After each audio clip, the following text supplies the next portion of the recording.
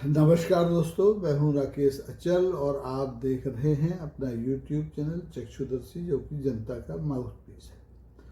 दोस्तों, आपको स्वतंत्रता दिवस की बहुत बहुत शुभकामनाएं। स्वतंत्रता दिवस 80वां था और उम्मीद थी कि लाल किले की प्राचीर से देश के प्रधानमंत्री देश को कुछ नए आश्वासन देंगे, देश को और दुनिया को एक नई दिशा दिखाएंगे।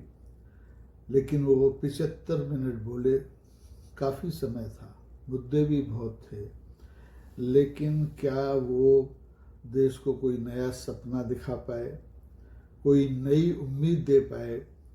इस विषय पर मैं कल का पूरा भाषण पूरे देश ने, दुनिया ने सुना, मैंने भी सुना। मैं उसी पर आपसे बात करना चाहता हूँ, लेकिन इस बातचीत से पहले आपसे अनुरोध है कि आप चक्षुदर्शी को सब्सक्राइब कर लीजिए, इसे ज्वाइन कर लीजिए और लाइक और शेयर आपका संवैधानिक अधिकार है।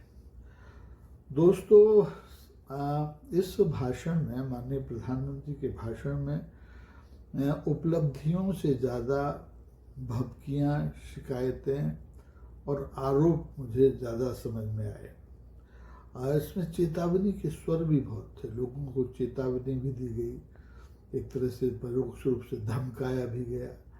अब कुल मिला के इसको आप भाषण कहें, संदेश कहें या प्रधानमंत्री जी की गागरोनी कहें, ये आपके ऊपर है। मैं तो सिर्फ आपको बिंदुवार कुछ बातें करना चाहता हूँ जो मुमकिन है कि आपको अच्छी भी लगें और न भी लगें। सहमत और असहमत होना इस देश की खुसूसियत है, संवैधानिक अधिकार है। भाषण में हमने नेहरू से नक्सल तक की बातें सुनी।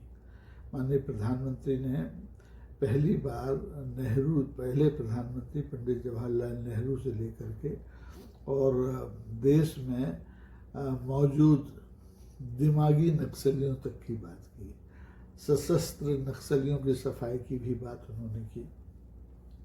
अतीत के कई संदर्भ, हर उपलब्धि के पहले अतीत का एक संदर्भ आया कि पहले क्या था और अब हमने क्या कर दिया।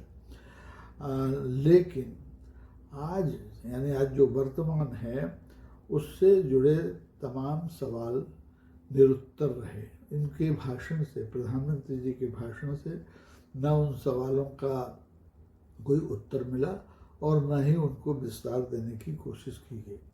पूरे भाषण में जो जंतर मंतर पर जनजी का आंदोलन हुआ, उसका दबाव और संसद में जो घटनाक्रम हुआ, संसद में जो एक तरह से नैतिक पराजय हुई सरकार की, उसका दबाव और टकराव और खींच इस भाषण में साफ झलक रही थी, कोई माने या न माने। पूरे भाषण में, हर भाषण में आप देखते हैं, जब 15 अगस्त का भाषण होता है माननीय प्रधानमंत्री का, तो केवल देश की समस्याओं तक सीमित नहीं रहता, उसमें विदेश नीति की भी झलक होती है। विदेश, अपने हमारे अड़ोसियों पड़ोसियों से रिश्तों की भी बात होती है, हमारी भविष्य की रणनीति क्या है उसकी भी बात होती है।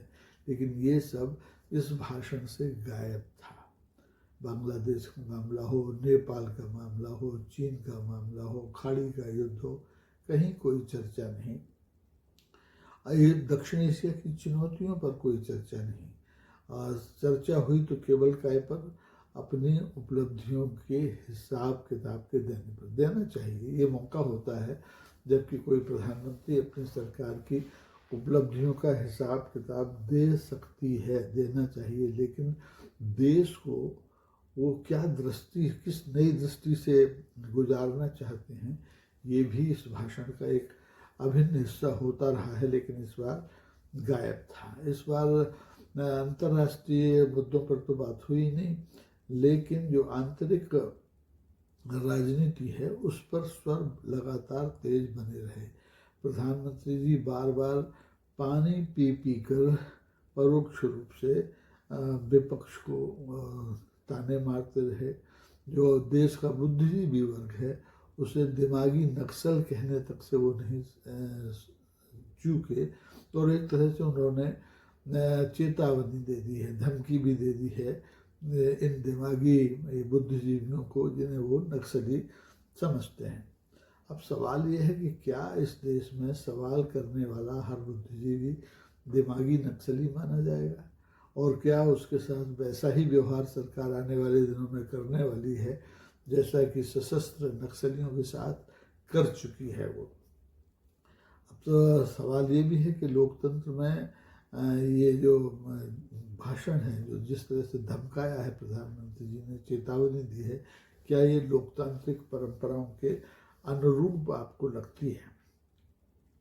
सवाल है कि इस भाषण से देश की जनता को क्या आशा बंधी, क्या विश्वास पैदा हुआ, और क्या ऊर्जा देश की जनता को मिलने वाली है, क्योंकि इसमें राजनीतिक संदेश ज़्यादा है। खुद प्रधानमंत्री ऊर्जा से भरे हुए नहीं दिख रहे थे। एक खीज, एक तनाव उनके चेहरे पर साफ दिखाई दे रहा था, और चेहरा आईना होता है, व्यक्ति का चेहरे से ही सब कुछ समझ में आता है। ये हमारे यहाँ पुरानी बातें कही जाती हैं। अब सवाल ये है कि सरकार करेगी क्या? जेएनजी से जो टकराव हुआ, संसद में जो विपक्ष से टकराव हुआ, उसको लेकर के सरकार की रणनीति क्या है? केवल आंकड़े गिनाने से काम नहीं चलता। जनता की जो समस्याएं हैं, बेरोजगारी की, महंगाई की, अशिक्षा की, कुपोषण की, इन पर तो कोई बात ही नहीं हुई। इन पर कोई भरोसा भी देश की जनता को नहीं दिलाया गया। किसानों, मजदूरों, महिलाओं को क्या कुछ आने वाले दिनों में मिलने वाला है, इसकी कोई बात इस भाषण में मेरी नज़र में तो नहीं आई। आंकड़े तो बहुत अच्छे अच्छे दिए गए कि पहले इतना था, अब इतना है, पहले इतना था, अब इतना है। अरे भाई, पहले जनसंख्या 30 करोड़ थी, आज 140 करोड़ है, तो वो अनुपात भी आपको देखना चाहिए। उसके तहत क्या उपलब्धियां हैं, इस पर बात होनी चाहिए थी। ऐसा लग रहा था कि वो माननीय प्रधानमंत्री जी देश को संबोधित नहीं कर रहे हैं, देश के विपक्ष को संबोधित कर रहे हैं, और देश के विपक्ष को ही और विरोधियों को ही अपना जवाब दे रहे हैं। लेकिन जो जैन जी है, जैन जी को लेकर के उन्होंने जितनी भी बातें कही हैं कि परीक्षा, ये शिक्षा प्रणाली में नई शिक्षा नीति को लेकर आए, उससे क्या बदलने वाला है, लेकिन जैन जी शायद इससे आश्वस्त ना हो। अगर आश्वस्त होता तो इस देश में जैन जी को आंदोलन नहीं करना पड़ता। अब सवाल यह है कि माननीय प्रधानमंत्री के 75 मिनट के इस लंबे भाषण को कैसे लिया जाए, क्या समझा जाए? इसे भविष्य के प्रति कोई आश्वस्ति आपको दिखाई देती है, या फिर इससे मैं आपको सिर्फ धमकियाँ, भभकियाँ, चेतावनियाँ ही चेतावनियाँ नज़र आती हैं? क्योंकि इसमें जिस ढंग से बात कही गई है उनके भाषण में, जैसे महिला आरक्षण की बात है, वो कहते हैं श्रेय बांट लो, सब मिलजुल करके आओ। अरे भाई, तो किसने मना किया? महिला आरक्षण विधेयक तो पारित हो गया है। बात परसिमन विधेयक की आप नहीं करते हैं। असली मुद्दा है परसिमन विधेयक को आप छुपा ले गए और बात कर रहे हैं महिला आरक्षण की, जो कि पहले से कानून बन चुका है। तो देश को भटकाने की कोशिश इस भाषण में भी की गई, और सपने नहीं दिखाए गए, बल्कि सपनों को एक फ्रेम में मढ़ के लटका दिया गया कि 2047 में हमको कैसा भाषण चाहिए, 2036 में हमको कैसा देश चाहिए। अब 2036 तक क्या आप ही इस कुर्सी पर बैठे रहने वाले हैं, या आपने कोई ऐसा एक ब्लूप्रिंट बना के रखा है जो इस देश को दुनिया का अग्रणी देश बना दिया जाएगा? आपने कहा कि पहले इतनी यूनिवर्सिटियाँ थीं, अब इतनी यूनिवर्सिटियाँ हुई। अरे भैया, दुनिया की श्रेष्ठ यूनिवर्सिटियों की सूची में भारत की कितनी यूनिवर्सिटियाँ हैं? आज मेडिकल की जितनी सीटें बढ़ी हैं, उतनी सीटों से क्या देश का काम चल रहा है? क्या आपने जब 100 से या 300 से 650 यूनिवर्सिटियाँ कर दी, फिर भी आपको विदेशी यूनिवर्सिटियों के लिए दरवाज़ा क्यों खोलना पड़ा है? आपने इसरो की जो समस्या है, इसरो में जो सामूहिक इस्तीफे हुए, उसके बारे में कोई बात नहीं की। तो कुल मिलाकर के मुझे लगता है कि प्रधानमंत्री जी ने देश को निराश किया। 75 मिनट लोगों ने सुना उनको, और मैंने तो लगातार सुना। मैं तो विदेश में था, वहाँ बैठकर भी मैंने अपने सारे कामकाज छोड़ के माननीय प्रधानमंत्री का भाषण सुना, क्योंकि मैं एक जिम्मेदार नागरिक हूँ। लेकिन अब मुझे लगने लगा है कि कल को कहीं ये मेरे भी दिमाग का MRI न करा दे, ये जानने के लिए कि इसमें कोई नक्सली वक्सली तो छिपा नहीं बैठा है।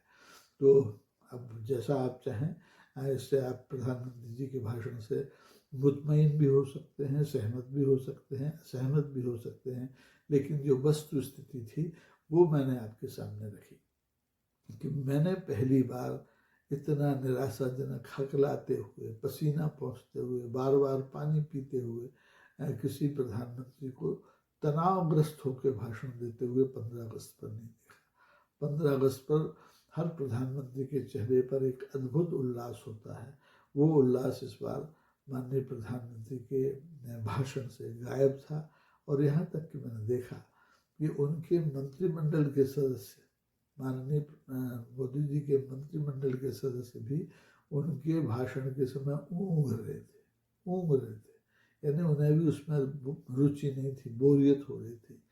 खैर, अब देखते हैं कि अगले साल प्रधानमंत्री किस नई ऊर्जा के साथ देश के सामने आते हैं, देश की चुनौतियों का सामना करते हैं, देश के सवालों का उत्तर देते हैं।